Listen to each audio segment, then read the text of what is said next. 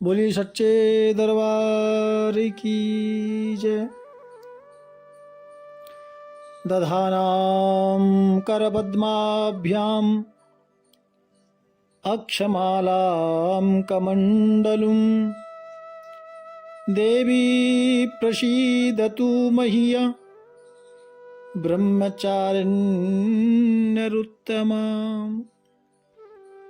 भक्तों, आज नवरात्रि का द्वितीय दिवस, यानी अब जो आप माँ की आराधना करने वाले हैं वो माँ का जो दूसरा रूप है, द्वितीय जो नवरात्रा है, द्वितीयम ब्रह्मचारिणी,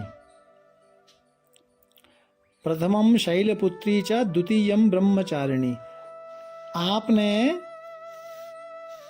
ब्रह्मचारिणी माँ यानी द्वितीय दिन, दूसरे नवरात्रि के दिन माँ ब्रह्मचारिणी की उपासना करनी है। भक्तों, ब्रह्मचारिणी का मतलब है जो ब्रह्म का आचरण करे, जो तपस्या करे, ब्रह्म स्वरूप, जो ब्रह्म का स्वरूप है, ब्रह्म का आचरण करने वाली हैं, तपस्या करने वाली हैं, ऐसी माँ ब्रह्मचारिणी।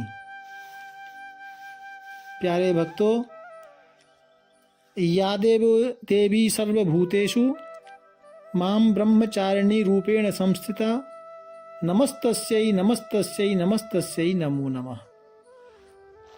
इस मंत्र को बोल के आपको माता रानी को प्रणाम करना है। भक्तों, माता ने भगवान शंकर को प्राप्त करने के लिए अत्यंत तपस्या की थी और जो माता पार्वती थी वही भक्तों ब्रह्मचारिणी दूसरा नाम है। और इतनी घोर तपस्या की माँ ने, वही माता पार्वती का दूसरा नाम ब्रह्मचारिणी कहलाता है। भक्तों, आप समझ लेना। इनका स्वरूप कैसा है, दर्शन करें। माँ का स्वरूप दाएं हाथ में माला है और बाएं हाथ में कमंडलू धारण किया है। आप कोई भी तप कर रहे हैं और कोई भी परिश्रम कर रहे हैं,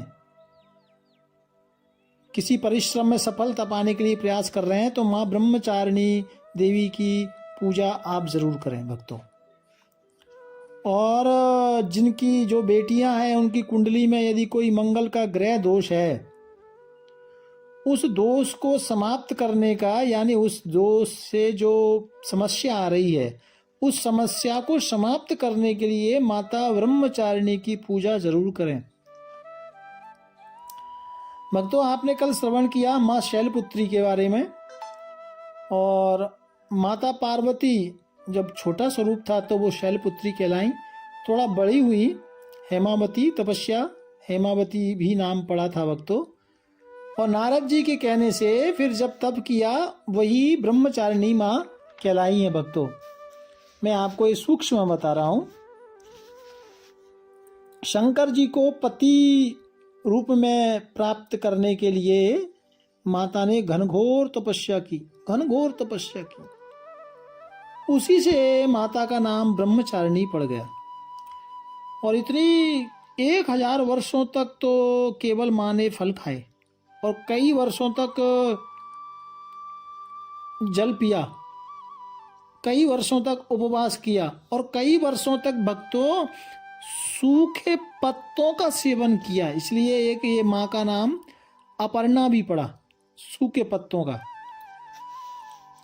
और कई वर्षों तक माँ ने निर्जल यानी बिना पानी, जल भी ग्रहण नहीं किया, तपस्या की थी।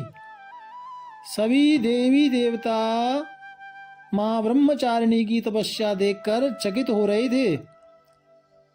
सबने स्तुति की और माँ की इतनी कठिन तपस्या देवता कहने लगे हमने आज तक इतनी तपस्या न की है, न किसी को देखा है। और माँ को कहा आप हम ये आपको आशीर्वाद देते हैं या ये ठाकुर से प्रार्थना करते हैं कि आपकी मनोकामना पूर्ण होगी। भगवान शिव ही आपको वरण करेंगे। ये माँ ब्रह्मचारिणी की छोटी सी कथा मैंने आपको दसी है भक्तों। तब से माँ का जो दूसरा रूप है वो ब्रह्मचारिणी कहलाता है। ये स्वादिष्ठान चक्र की मालिक हैं भक्तों। माता ब्रह्मचारिणी की पूजा करने से आत्मबल बढ़ता है, शांति मिलती है, समाज में प्रतिष्ठा बढ़ती है भक्तों। और मैं आपको बताऊं कि आपको जो भोग लगाना है माता ब्रह्मचारिणी का द्वितीय दिन, दूसरे दिन नवरात्रि को, वो शक्कर या खीर का भोग लगाएं, खासकर शक्कर का भोग लगाएं भक्तों, है ना। और सफ़ेद पुष्प या सफ़ेद चंदन का दान करें, अर्पित करें माँ को। जब आप पूजा करें तो अपने सिर के ऊपर पीला या सफ़ेद रंग का कोई रुमाल हैंकी ऊपर रखें।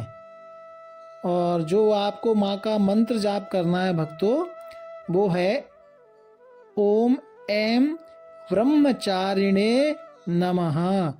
इस मंत्र का आपने जाप करना है 11 बार, 21 बार, 108 बार, आपकी जितनी इच्छा हो, श्रद्धा हो। और भक्तों, आज के दिन के लिए मैं आपको विशेष एक बस बता रहा हूँ बात। चांदी की वस्तु अपने जो आपने घर में माता रानी पधराई हैं, वहाँ चांदी की वस्तु माता को अर्पण करें, बाद में आप उसे धारण कर लेना। ऐसा आप ज़रूर करना, खासकर माताएं लोग, तो मन में शांति आएगी, घर में शांति आएगी और आपके घर में घर का जो चंद्रमा है वो भी प्रसन्न होगा, है ना, बरकत बढ़ेगी, मतलब ये है इसका अर्थ।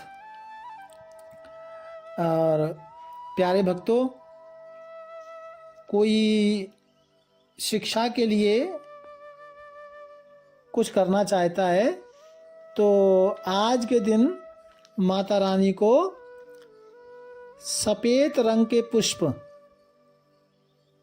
जरूर अर्पण करें। ये मैंने कुछ आपको उपाय बताए हैं और माँ का मंत्र मैंने आपको बताया है।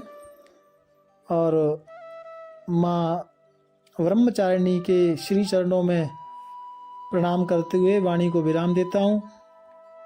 जय माता दी।